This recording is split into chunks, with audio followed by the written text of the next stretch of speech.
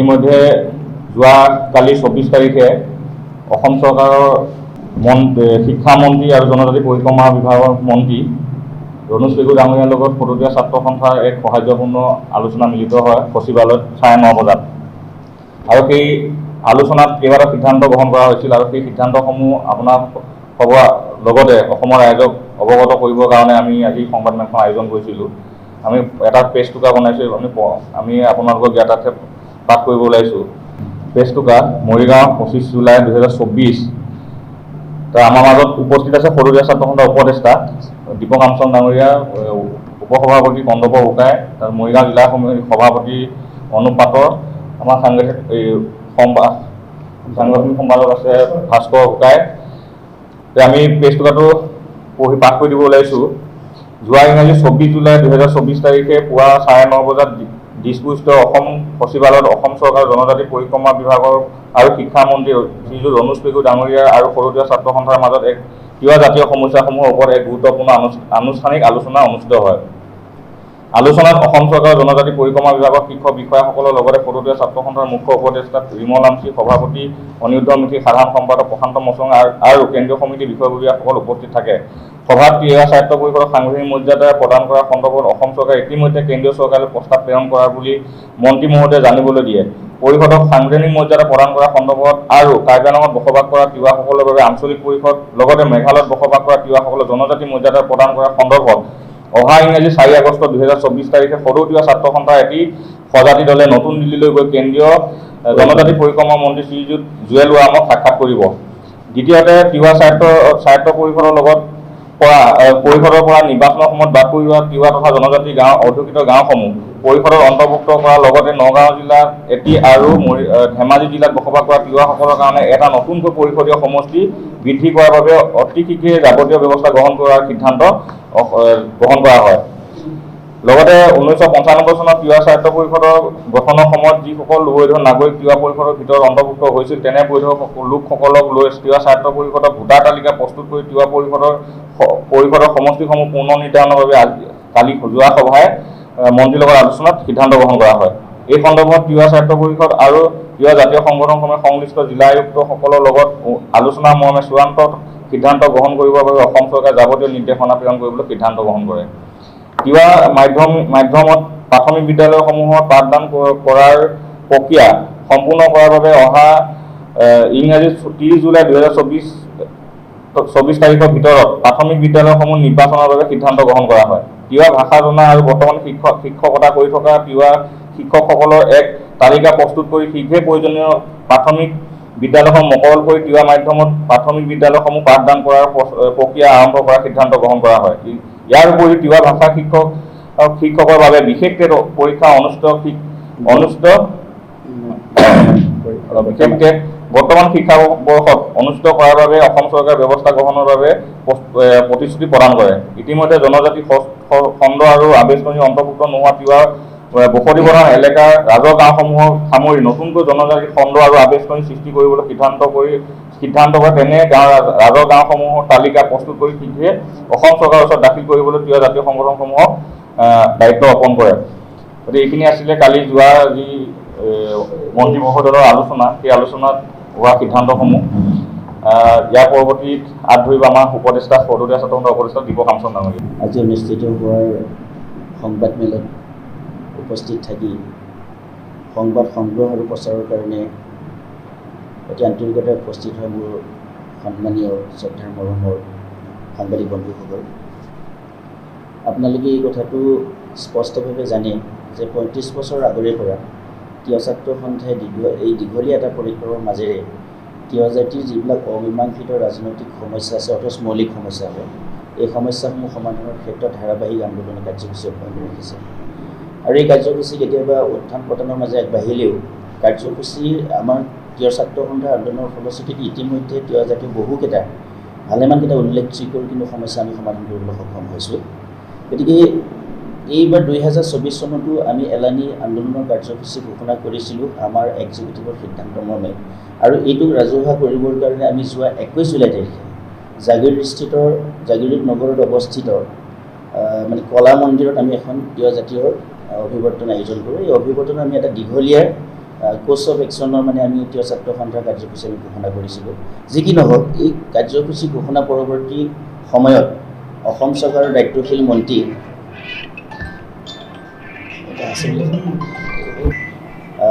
জনজাতি মানে WBT BC ডিপাৰ্টমেণ্টৰ অসমৰ মন্ত্ৰী মাননীয় ৰণোজ পেগু ডাঙৰীয়াৰ কাৰ্যালয়ৰ পৰা আমি আনুষ্ঠানিকভাৱে তিৱা ছাত্ৰ সন্থাৰ নামত এখন মানে নিমন্ত্ৰণী পত্ৰ পাওঁ। আৰু এই নিমন্ত্ৰণ ৰক্ষা কৰি আমি যোৱাকালি 22 তাৰিখ আছে 24 তাৰিখ যোৱাকালি 24 তাৰিখে সচিবালয়ত আমি 9:30 বজাত মিলিত হওঁ অসম চৰকাৰৰ মন্ত্ৰী ৰণোজ পেগু ডাঙৰীয়া আৰু তিৱা ছাত্ৰ সংগঠনৰ নেতৃবৃন্দ। আৰু এই আলোচনাৰ কালত বহুকেইটা যোগাত্মক দিশ উন্মোচন হৈছে যে তিৱাসকলৰ যি ষষ্ঠ অনুসূচীত স্বায়ত্ব শাসন আছিলে, এই স্বায়ত্ব শাসনৰ যিটো প্ৰস্তাৱ অসম চৰকাৰে কেন্দ্ৰীয় চৰকাৰলৈ প্ৰেৰণ কৰাৰ প্ৰয়োজনীয়তা আছিল, দীৰ্ঘদিন ঠিক কৰা নাছিল। আজি অসম চৰকাৰে এই প্ৰস্তাৱটো কেন্দ্ৰীয় চৰকাৰলৈ প্ৰেৰণ কৰাত আমি এটা উষ্ম আদৰণি এই চৰকাৰলৈ আমি এই সংবাদমেলৰ মাধ্যমেদি জনাইছোঁ। আৰু এই আলোচনা কৰাত আমি ভালেকেইটা তিৱা জাতিৰ মৌলিক সমস্যাৰ বিষয়ে আমি আলোচনা কৰোঁ। তাৰে ভিতৰত তিৱাসকলৰ যিটো 1997 চনতে আমাৰ যিটো ভাষা চুক্তি ৰূপায়ণ হৈছিল, সেই চুক্তিৰ মৰ্মে আজিলৈকে চুক্তিখন কিন্তু চুক্তি হিচাপে থাকিলে ৰূপায়ণ কৰা নহ'ল। কিন্তু আজি অসম চৰকাৰে এটা উদ্যোগ লৈছে যে এই ভাষাটো ইমপ্লিমেণ্টৰ কাৰণে পোনপ্ৰথমবাৰৰ কাৰণে তিৱাৰ মানে হোম লেংগুৱেজ অৰ্থাৎ তিৱা যি ঘৰত ভাষা কয় বা য'ত মানে স্বাভাৱিকভাৱে তিৱা ভাষা বৰ্তি আছে সেই অঞ্চলসমূহ মাধ্যম হিচাপে প্ৰথম তেওঁলোকে দিব। আৰু সেই স্কুলসমূহৰ গাঁওসমূহৰ নাম মানে এইটো স্কুলসমূহৰ প্ৰপ'জ নেম সৈতে আমাক তালিকা প্ৰস্তুত কৰি শীঘ্ৰেই 30 জুলাই আগত প্ৰদান কৰিবলৈ কৈছে। আৰু সেইটো ইতিমধ্যে আমি সংগঠন আৰু কাউন্সিলৰ যৌথ উদ্যোগত এই লিষ্ট প্ৰিপেৰেশ্যন কৰিবলৈ আমি 30 তাৰিখৰ আগত অসম চৰকাৰক জমা দিম। ইয়াৰ পিছতেই অসম চৰকাৰে পঠোৱা এই যিটো আমাৰ ষষ্ঠটি স্বায়ত্ব শাসনৰ যিটো প্ৰস্তাৱ, ইয়াৰ ওপৰত আমি কেন্দ্ৰীয় চৰকাৰৰ লগত এটা মুভ কৰাৰ প্ৰয়োজনীয়তা আছে। ইতিমধ্যে আমি সেই যোগাযোগটো অব্যাহত ৰাখিছোঁ। অহা 4 জুলাই তাৰিখে 4 আগষ্ট তাৰিখে আমি 5 দিনীয়া কাৰ্যসূচী হাতত লৈ আমি দিল্লীলৈ যাম আৰু জনজাতি পৰিক্ৰমাৰ বিভাগৰ মন্ত্ৰী মহোদয়ক আমি এই সম্পৰ্কত আলোচনা কৰিম। আৰু সম্ভৱ হ'লে অসমৰ যিমানকেইজন সাংসদ আছে, অসমৰ যিমানকেইজন তাতে আমাৰ কেবিনেট মিনিষ্টাৰ পৰ্যায়ৰ মিনিষ্টাৰ আছে, তেখেতসকলৰ লগতো আমি আলোচনাত মিলিত হৈ তেওঁসকলে এই সমস্যাটো সুযোৰে লোকসভাৰ মজিয়াত উত্থাপনৰ কাৰণে আমি দিহাৰ কৰিবৰ কাৰণে ব্যৱস্থা কাৰণে আহ্বান জনাম। আৰু লগতে হৈছে যে আমি তিৱা ছাত্ৰ পৰিষদ গঠনৰ বিষয়টো তিৱা ছাত্ৰ সন্থা আজিৰ পোনপটীয়া ভূমিকা আছে। আৰু এই তিৱা ছাত্ৰ সন্থাৰ আন্দোলনৰ ফলশ্ৰুতি দি 1995 এপ্ৰিল তাৰিখে আমি তিৱা ছাত্ৰ পৰিষদখন পালোঁ। আমাৰ উদ্দেশ্যটো আছিল যে অসমৰ অৰ্থাৎ মধ্য অসমত বসবাস কৰাৰ অধ্যুষিত গাঁওসমূহ প্ৰত্যেকখন গাঁও বাদ নপৰাকৈ সেই কাউন্সিলৰ ভিতৰত সোমাব লাগে। কিন্তু ততাতৈয়াকৈ সেই সময়ৰ তদানীন্তন চৰকাৰে মানে নিৰ্বাচন অনুষ্ঠিত কৰিব যোৱাৰ ক্ষেত্ৰত বহু অবাঞ্ছিতভাৱে বহু অপ্ৰয়োজনীয় গাঁও অন্তৰ্ভুক্ত হ'ল আৰু বহু প্ৰয়োজনীয় গাঁও মানে ধৰ তিৱা বসতি অঞ্চল প্ৰধান গাঁওসমূহ তাৰ পৰা বাদ পৰি ৰ'ল। এই সন্দৰ্ভত আমি এটা মানে ডিষ্টিংলি কিছুমান মানে এইটো চৰকাৰক বুজি পোৱাকৈ অসম চৰকাৰে মানে ইয়াক যাতে নটিফিকেশ্যন কৰাৰ ক্ষেত্ৰত সুবিধাজনক হয় তাৰ এটা যাৱতীয় লিষ্ট ইতিমধ্যে আমি প্ৰিপেয়াৰ কৰিছোঁ। অৰ্থাৎ যিসমূহ অবাঞ্ছিত গাঁও তাত অন্তৰ্ভুক্ত আছে সেই লিষ্টসমূহ আমি সুকীয়াকৈ প্ৰস্তুত কৰিছোঁ। আৰু যিসমূহ গাঁও সেই এলেকাৰ আওতাত মানে স্বায়ত্ব পৰিষদৰ আওতাত অহাৰ প্ৰয়োজনীয়তা আছে সেই গাঁওসমূহ প্ৰস্তুত কৰিবলৈ অসম চৰকাৰে ইয়াৰ যাৱতীয় ব্যৱস্থা এই মাহৰ শেষৰ ফালে অসম চৰকাৰে নটিফিকেশ্যনৰ ব্যৱস্থা গ্ৰহণ কৰিবলৈ আমাৰ আশ্বাস প্ৰদান কৰিছে যোৱাকালি আলোচনাৰ কালত।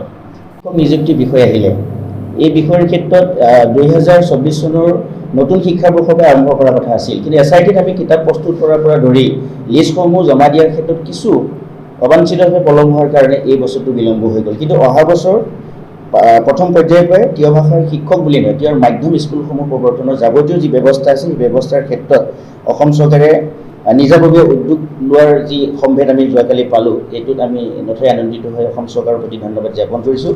আৰু লগতে আমি আশাবাদী পৰৱৰ্তী পৰ্যায়ত ভৈয়ামত থকা এই তিৱাৰ অঞ্চলসমূহলৈকে যিটো বিষয় ঐচ্ছিক বিষয় হিচাপে এই ভাষাটো প্ৰৱৰ্তনৰ কাৰণে তেওঁলোকে যাৱতীয় চৰকাৰী ব্যৱস্থা গ্ৰহণ কৰিম বুলিও আমাক আশ্বাস প্ৰদান কৰিছে। এই ক্ষেত্ৰত আমি ডক্টৰ ৰণোজ পেগু ডাঙৰীয়াক বিশেষভাৱে ধন্যবাদ জ্ঞাপন কৰিছোঁ। লগতে আমাৰ 1973 চনত অবিভক্ত যিখন আমাৰ মেঘালয় ৰাজ্য আছিল, অসমৰে এটা অংগ আছিলে, 1973 চনত ৰাজ্য বিভাজনৰ সময়ত মানে খয়াম ৰাজ্য আৰু মানে জয়ন্তীয়া ৰাজ্যৰ দুভাগ হ'ল আৰু তাৰে এটা অংশ মেঘালয়ত থাকি গ'ল তিৱাৰ মানুহ।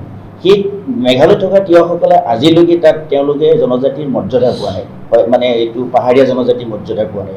গতিকে আমি তেখেতসকলৰ পাহাৰীয়া মৰ্যাদা নোপোৱাৰ অৰ্থটো হৈছে চৰকাৰী সকলো সা সুবিধাৰ পৰা তেওঁলোকে এই পৰ্যন্তলৈকে বঞ্চিত হৈ আছে। গতিকে তেখেতসকলৰ তাত থকা আমাৰ তিৱাসকলৰ ৰাজনৈতিক সাৰ সুবিধা পোৱাৰ স্বাৰ্থত মেঘালয় ৰাজ্যিক চৰকাৰে অযথা বিলম্ব কৰিছে জনজাতিকৰণ কৰাৰ ক্ষেত্ৰত। গতিকে আমি অসম চৰকাৰৰ জৰিয়তে আৰু আমাৰ জাতীয় সংগঠনসমূহ সমন্বয়ত যে মেঘালয়ত বসবাস তিৱাসকলৰ ৰাজনৈতিক অধিকাৰ সাব্যস্ত কৰিব পৰাৰ জোখাৰে তেওঁলোকৰ যিটো চৰকাৰীভাৱে তেওঁলোকক জনজাতি ঘোষণা কৰাৰ প্ৰয়োজন আছে, স্বীকৃতি দিয়াৰ প্ৰয়োজন আছে, এই ক্ষেত্ৰতো যাৱতীয় ব্যৱস্থা অসম চৰকাৰে গ্ৰহণ কৰিব। আৰু তাত আমি সমন্বয় আৰু সম্পৰ্ক ৰক্ষা কৰি জনজাতীয় তিৱা ছাত্ৰ সন্থাকে আদি কৰি যিবিলাক জনজাতীয় সংগঠন আছে, জাতীয় সংগঠন আছে, এইসমূহে আমি উদ্যোগ ল'ম। এইটোতো এটা ফলপ্ৰসূ আলোচনা যোৱাকালি আলোচনাৰ কালত মানে এইটো এটা সুন্দৰ মাইনাছ আছে গভৰ্ণমেণ্টৰ। গতিকে এই কথাটো আমি তাত উপস্থাপন কৰিছোঁ, কাৰ্যকৰী ব্যৱস্থা ল'ব। আৰু এটা কথা আপোনালোকে হয়তো জানে যে আমি একচাটা আইনৰ সম্পৰ্কত এটা জোৰদাৰ আন্দোলন গঢ়ি তুলিছিলোঁ। এই আইনটো হৈছে কেন্দ্ৰীয় চৰকাৰে প্ৰৱৰ্তন কৰা এখন শক্তিশালী আইন। এই আইনৰ আওতাত যদি আমাৰ স্বায়ত্ব পৰিষদৰ অন্তৰ্ভুক্ত গাঁওসমূহ বা ট্ৰাইবেল বেল্টৰ পৰা আওতাৰ বাহিৰত থকা গাঁওসমূহ যাত সোমোৱাই যায়, তেতিয়াহ'লে আমাৰ স্বায়ত্ব পৰিষদৰ যিটো পৰিসৰ, এই পৰিসৰটো বিনষ্ট ঘটিব। কাৰণ স্বায়ত্ব পৰিষদৰ একটোতকৈ একচাটা একটোৰ যথেষ্ট শক্তিশালী আৰু। গতিকে এই ক্ষেত্ৰত আলোচনা কৰিলোঁ আমি চৰকাৰৰ লগত, চৰকাৰৰ পৰা এটা আমি সমাধানৰ সূত্ৰ বিচাৰি পালোঁ কালি। ইয়াৰ এই গাঁওসমূহক যদি আমি সেই আইনৰ আওতাৰ পৰা ৰাখিব লগা হয়, তেতিয়াহ'লে নতুনকৈ যিসমূহ গাঁও বেলটেন ব্লকৰ পৰা বাদ পৰি গৈছিলে, নতুন বেলটেন ব্লক প্ৰস্তুত কৰি সেই অন্তৰ্ভুক্ত নোহোৱা গাঁওসমূহ সেই নতুন বেলটেন ব্লকত অন্তৰ্ভুক্ত কৰাৰ জৰিয়তে গাঁওসমূহ আমি একচাটা আইনৰ পৰা বচাব পাৰোঁ। এইটো হৈছে এটা খুব আটাইতকৈ ডাঙৰ আৰু গুৰুত্বপূৰ্ণ সিদ্ধান্ত। গতিকে এই সিদ্ধান্তক এটা বৰ ফলপ্ৰসূ হৈছে আৰু আমি আশাবাদী অসম চৰকাৰে যিধৰণে আমাক আশ্বাস দিছে বা আশ্বাস প্ৰদান কৰিছে, এই প্ৰতিটো আশ্বাসে এটা কাৰ্যকৰী কৰাৰ ক্ষেত্ৰত তেখেতৰ যোগাত্মকভাৱে মানে এইটো কাৰ্যকৰী কৰিব বুলি আমি আশা ৰাখিছোঁ। টেট শিক্ষকৰ ক্ষেত্ৰতো একে অনুৰূপ ব্যৱস্থা তেওঁলোকে অৱলম্বন কৰিব বিচাৰিছে, যে জেনেৰেল টেটবিলাক যেনেকৈ দিয়া হয়, আমাৰো স্পেচিয়েল এটা মানে টিৱাৰ টেট তেওঁলোকে অনুষ্ঠিত কৰাৰ জৰিয়তে শিক্ষক মকৰলৰ যিটো ব্যৱস্থা, এই যাৱতীয় ব্যৱস্থা চৰকাৰে গ্ৰহণ কৰাৰ ক্ষেত্ৰত এটা যোগাত্মক দিশ বুলি মই অনুভৱ কৰিছোঁ আৰু এই ক্ষেত্ৰত চৰকাৰৰ এই সিদ্ধান্তক আমি আদৰণি জনাইছোঁ। গতিকে ফটোকেইখন আমি আটাইতকৈ ডাঙৰ কথাটো হৈছে এইটোহে যে এই যিবোৰ আমি ডিনটিফিকেশ্যন কৰাৰ বিষয়টো অহা নাই, যিবোৰ গাঁও আমি নতুনকৈ নটিফিকেশ্যন কৰিম, এই নটিফিকেশ্যন কৰাৰ কালত জিলাৰ আয়ুক্তসকলক বিশেষকৈ নজেল অফিচাৰ হিচাপে তেওঁলোকক অসম চৰকাৰে দায়িত্ব অৰ্পণ কৰিব আৰু তেখেতসকলক আমি সহযোগিতা আগবঢ়াই এই কামখিনি কৰাৰ ক্ষেত্ৰত আমি আগবাঢ়ি যাম। আৰু এই যাৱতীয় কামটো এই মাহৰ শেষৰ ফালেদি চৰকাৰে কাৰ্যকৰী কৰিব বুলি আমাৰ আশ্বাস প্ৰদান হৈছে। গতিকে শেষত আমি 4 তাৰিখে যিহেতু দিল্লীলৈ গৈ আছোঁ, আটাইতকৈ আমাৰ আকাংক্ষিত আৰু উল্লেখযোগ্যৰ যিটো আমাৰ বিষয় লৈ আমি আন্দোলন কৰিছোঁ, সেইটো হস্তমন্ত্ৰী স্বায়ত্ব শাসন। আমি আশা ৰাখিছোঁ অসম চৰকাৰ আৰু কেন্দ্ৰীয় চৰকাৰৰ যোগাত্মক সহযোগিতা পাম। ধন্যবাদ। এই কথাখিনিকে প্ৰচাৰ আৰু সম্প্ৰচাৰ কৰিবৰ কাৰণে সৰ্বসাধাৰণ ৰাইজৰ আগত মানে উপস্থাপন কৰিব কাৰণে আপোনালোকৰ মাধ্যমে এই সংবাদ মাধ্যমৰ উপস্থাপন এইকাৰণে কৈছোঁ, কাৰণ জাতীয় সংগঠন হিচাপে ছাত্ৰ সন্থাই কৰি থকা প্ৰতিটো খবৰ অসমৰ জনগণৰ মধ্যসমতীয় ৰাইজে জনাটো প্ৰয়োজন আছে। ধন্যবাদ। আমি ইতিমধ্যে আমি সদৰীয় ছাত্ৰ সন্থাই যোৱা ডেটটো খুব মনত নাই, আমি তাৰ 4 তাৰিখত অহাৰ পৰা আমি সোণাপুৰৰ পৰা অহাৰ পাছত আমি যেতিয়া সংবাদ মেল আছিলে তাৰ পৰা অহাৰ পাছত আমি জাগিৰোড থানা OC লগত আমি আলোচনাত মিলিত হৈছিলোঁ। জাগিৰোড থানা OC লগত যেতিয়া আমাৰ জিলা সমিতিৰ বিষয়ববীয়া উপস্থিত হৈছিল, সেইখিনি সময়ত এই বিষয়টো অৱগত কৰা হৈছিল আৰু এই বিষয়টো আমিও গম পাইছোঁ যে ইয়াত এটা চিণ্ডিকেট যে চলি আছে। জনজাতি কাম আমাৰ জেনেৰেলি জনজাতি মানুহখিনিয়ে গৰু খেতি হাল বাই খেতি কৰে আৰু এহাল গৰুৰ দাম যিহেতু 1 লাখ 1.5 লাখ টকা আজি সময়ত, আৰু সেই ব্যৱসায়টো এচাম মানে কি অসাধু ব্যৱসায়ীয়ে তাতে চুৰিৰ গৰুসমূহ সৰবৰাহ কৰে আৰু তাত যে প্ৰশাসনৰ মানুহ জড়িত নাই সেই কথাটো আমি কিন্তু ক'ব নোৱাৰিম, কাৰণ প্ৰশাসনৰ মানুহ জড়িত হৈ থাকিব লাগিব। যিহেতুকে এখন নেলি থানা আছে, নেলি থানাৰ পাছত জাগিৰোড থানা, তাৰ মাজেৰে যিহেতুকে সেই আধা কিলোমিটাৰ গেপ, এই আধা কিলোমিটাৰ গেপত যেতিয়া গৰু সৰবৰাহ হৈ থাকে আৰু আমাৰ এচাম অসাধু ব্যৱসায় আৰু লগতে এচাম সংগঠনৰ নাম লৈ পেলাই এচামে তাত জড়িত হৈছে বুলি আমি অৱগত হৈছোঁ আৰু সেই অৱগত হোৱা কথাখিনিকে আমি জাতীয় সংগঠনৰ কিছুমান ব্যক্তি জড়িত হৈ আছে বুলি আমি গম পাইছিলোঁ আৰু সেইকাৰণে আমি জাতীয় থানা OC লগত আলোচনা মিলিত হৈছিলোঁ আৰু জাতীয় সংগঠনৰ নেতৃত্ব যেতিয়া তেনেকুৱা এটা কামত জড়িত হৈ থাকিব, সেইটো বিহিত ব্যৱস্থা গ্ৰহণ কৰিবৰ কাৰণে আমি জাতীয় থানা OC আমি অৱগত কৰিছিলোঁ। কিন্তু আমি এতিয়া এই বিষয়টো আশ্বস্ত হ'ব পৰা নাই যে তেখেতসকলে কৈছিল যে আমি চিণ্ডিকেট যিহেতু গৰু সৰবৰাহ হয় তাত আমি এটা চেকপোষ্ট বহাম বুলি, কিন্তু আজিলৈকে কিন্তু চেকপোষ্টটো বহোৱা নহ'ল। গতিকে আমি এইটো দাবী কৰোঁ। আমি আজি এই সংবাদ মাধ্যমৰ জৰিয়তে অসমৰ মাননীয় মুখ্যমন্ত্ৰী মহোদয়, লগতে আমাৰ মন্ত্ৰী বিজু হাজৰিকা ডাঙৰীয়া আৰু মৰিগাঁও জিলা, বিশেষকৈ মৰিগাঁও জিলা আৰক্ষী অধীক্ষক মহোদয়, আমি আজি এই আমি এই সংবাদমেলৰ জৰিয়তে আমি আমাৰ জনাব বিচাৰিছোঁ যাতে সেই যিটো গৰু চুৰি চিণ্ডিকেট বা গৰু সৰবৰাহৰ যিটো ব্যৱস্থা, এই ব্যৱস্থাটো যাতে অতি সোনকালে শেষ মুক্তিমুখ কৰিব পাৰে, তাৰ নিহিত ব্যৱস্থা কৰিবৰ কাৰণে কিন্তু আমি আজি সংবাদমেলৰ জৰিয়তে মৰিগাঁও আৰক্ষী অধীক্ষক মহোদয়ক কিন্তু অনুৰোধ জনাইছোঁ।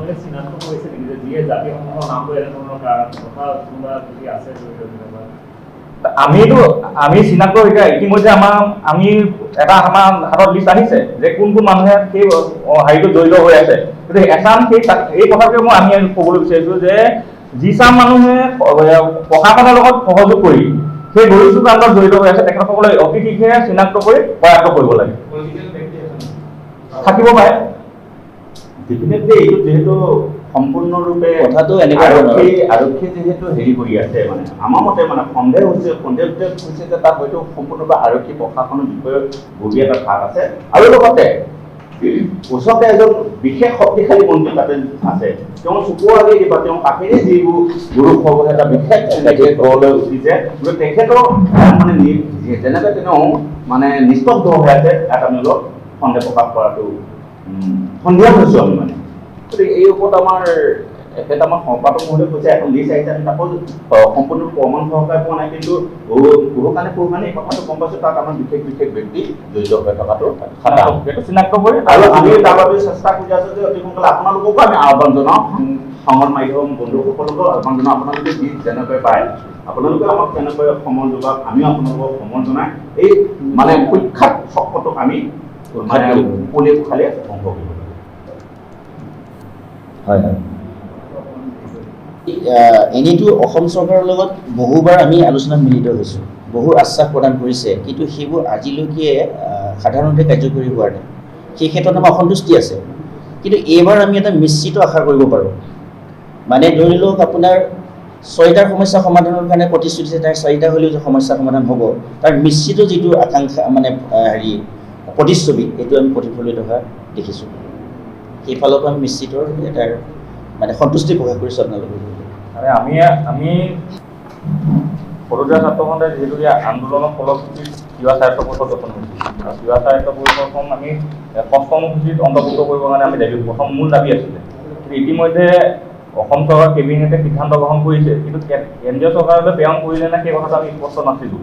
আৰু যোৱাকালি যি সভা মন্ত্ৰী মহোদয়ৰ লগত আলোচনাত মিলিত হ'লোঁ, সেই আলোচনাত তেখেতে কেন্দ্ৰীয় চৰকাৰলৈ প্ৰেৰণ কৰা বিষয়টো স্পষ্ট ক'লে যে আমি কেন্দ্ৰীয় চৰকাৰলৈ প্ৰেৰণ কৰিলোঁ, আৰু কেন্দ্ৰীয় চৰকাৰৰ লগত সৰুজীয়া ছাত্ৰ সন্থাৰ এটা সঁজুলি দলে জনজাতি পৰিক্ৰমা কেন্দ্ৰীয় জনজাতি পৰিক্ৰমা মন্ত্ৰীৰ লগত এটা আলোচনা মিলিত হ'বৰ কাৰণে তেখেতে এটা আমাক পৰামৰ্শ আগবঢ়ালে। আৰু সেই পৰামৰ্শ মতে আমি সৰুজীয়া ছাত্ৰ সন্থা অহা 4 আগষ্ট তাৰিখে সৰুজীয়া ছাত্ৰ সন্থা 10জনীয়া এটা সঁজাতি দলে কেন্দ্ৰীয় জনজাতি পৰিক্ৰমা মন্ত্ৰী জুৱেল ওৰামক আৰু লগতে আমাৰ যি তিৱা সাহিত্য পৰিষদৰ অন্তৰ্ভুক্ত নোহোৱা, যিহেতু কাৰ্যালয়খন এখন তাৰ কাৰ্যালয়ত থকা বসবাস কৰা তিৱাসকলকো আমি এখন আঞ্চলিক পৰিষদ গঠন কৰিবৰ কাৰণে আমি দাবী জনাই আহিছিলোঁ।